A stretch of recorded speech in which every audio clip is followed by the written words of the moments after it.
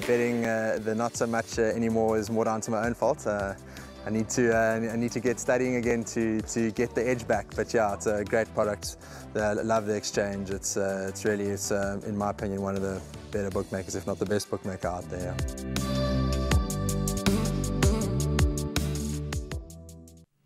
Coming on to race number 6, it is a fillies and mares 84 handicap. The distance is 1,000 meters. Before we get into some of the form lines of these runners, let's have a look at a rerun of Hot Pearl in race number 6.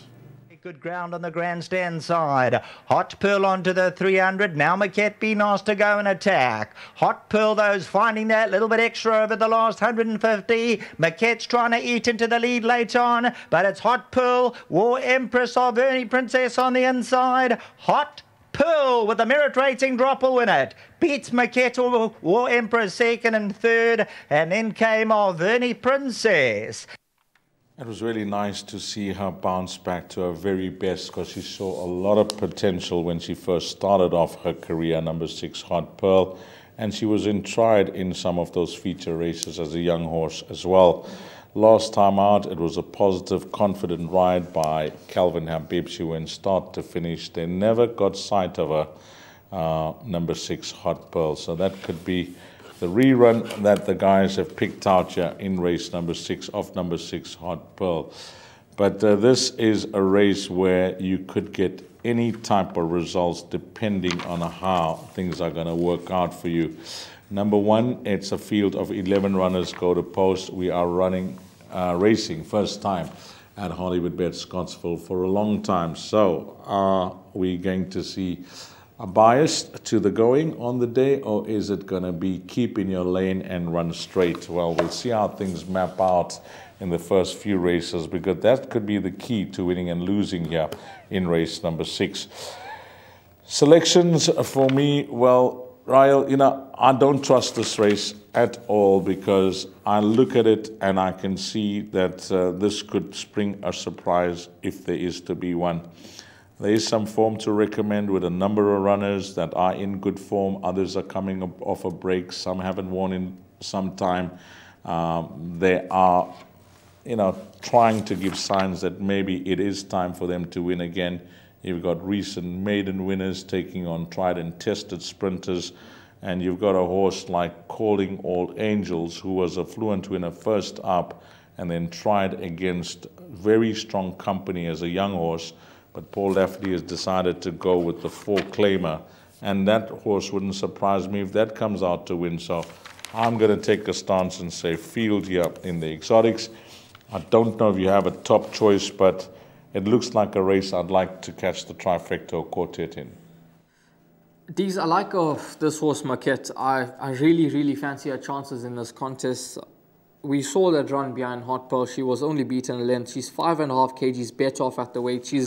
She's one of 2 5-time winners in this contest. The other 5-time winner is the Ancient Epic, who's got 64 on her back, having to give 8.5 kgs to Maquette, which I think is very tough, even though it's over 1,000 meters. Now, she's a horse that is banging form. She loves track and trip.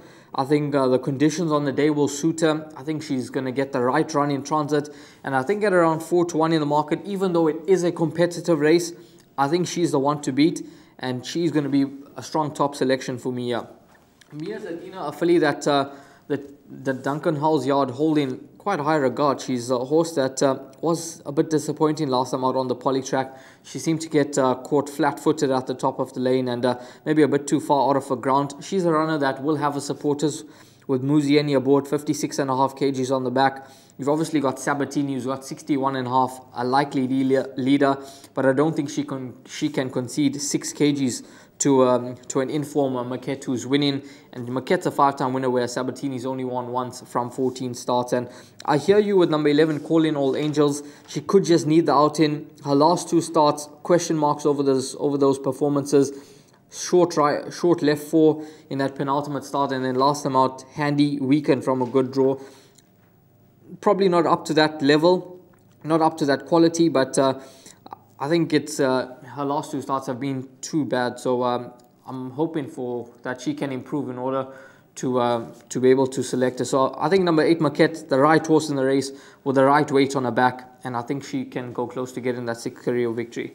I'm going to be tipping a horse like Get in the Queue. Tells you what I think of the field and the race, because Get in the Queue certainly not out of it. She's got a slight rating drop from a 91 to an 86. She's not the straightforward as other horses can be. But on a day, she's got speed and she seems to love racing at Hollywoodbets Scottsville. And if she can bounce back to some of her earlier form, even with 61 kgs, she could be the player, race number 6. So Riles managed to narrow it down to one horse that he thinks is a value in the race, which is number 6, Maquette, at around 4-1. Dees Dynan makes it a field race.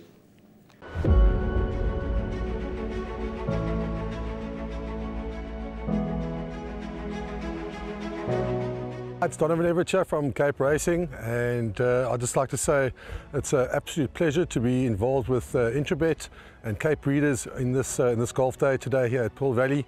It's fantastic for the industry to see all the relevant stakeholders coming down and having a good time and networking, and it's exactly what the industry needs right now in terms of moving forward and recreating some positivity to take us forward into the next year.